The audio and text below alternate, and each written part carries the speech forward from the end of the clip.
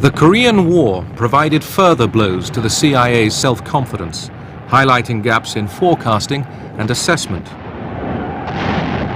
The CIA was wrong about the start of the war. They were wrong about the Chinese involvement and intervention in the war, and they were wrong about the capabilities of the North Korean forces.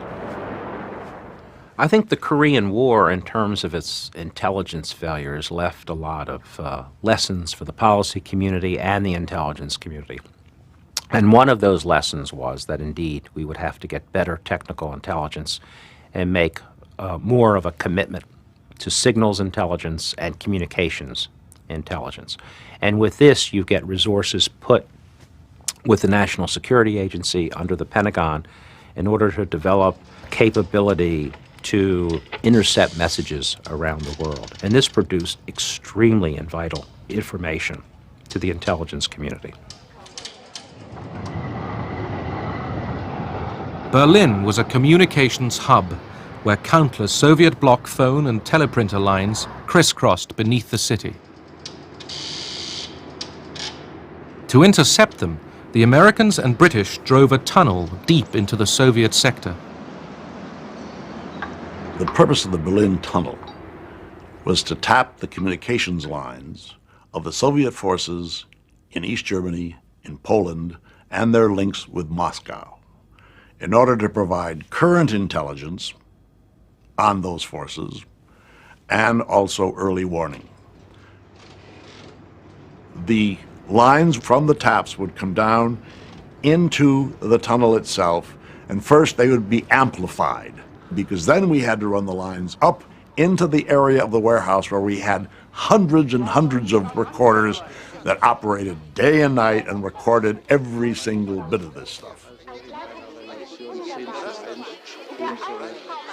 From the start, this operation was betrayed to the KGB by a source inside British intelligence, George Blake. I was secretary at the meeting at which this tunnel was being planned.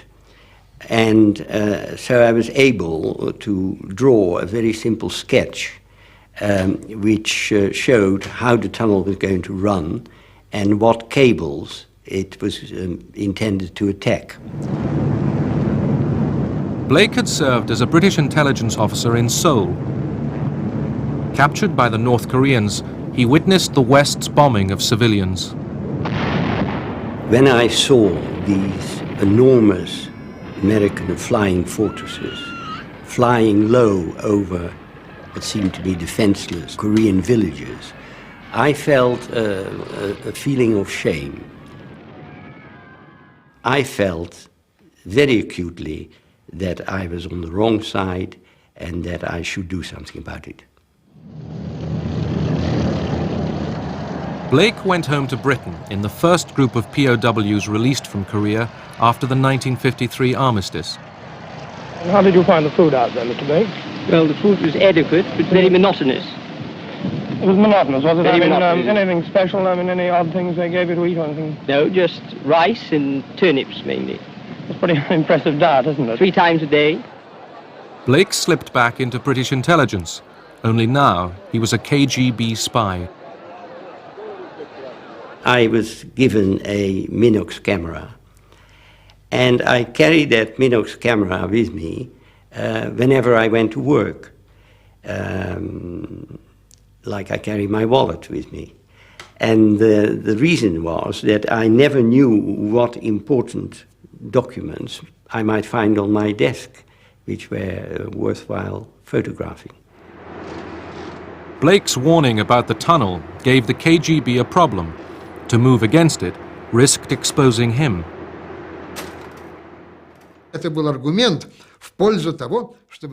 This was an argument not to take any measures against the tunnel, not to send any disinformation down the tunnel, not to show that we knew anything about the tunnel. This was a very important consideration, because as long as Blake remained inside British intelligence, we knew he'd be of great value to us.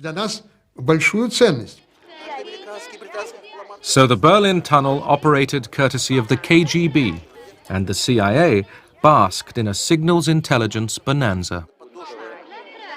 We got military order of battle on Soviet forces in Germany and in Poland. We got information which came from Moscow, for example, on the whole reorganization of the Ministry of Defense. But the real kicker in all this was the fact that we got something we never expected to get. We got all kinds of personality data, operational data on the operations of Soviet military counterintelligence, so that we were, at that point, totally on top, we thought, of the counterintelligence picture in Berlin. But the KGB was just choosing its moment to pull the plug on the tunnel. They warned me beforehand that it was going to happen. So I was rather on tenterhooks, as you can imagine, what the outcome would be.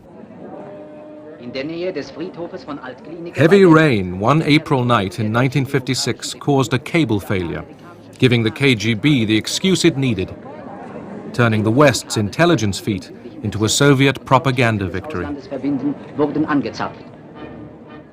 Obviously, there was a feeling of great unhappiness. On the other hand, you just sort of shrugged your shoulders and said, well, we were lucky it lasted that long. 5 years later, George Blake was himself betrayed and sentenced to 42 years in prison.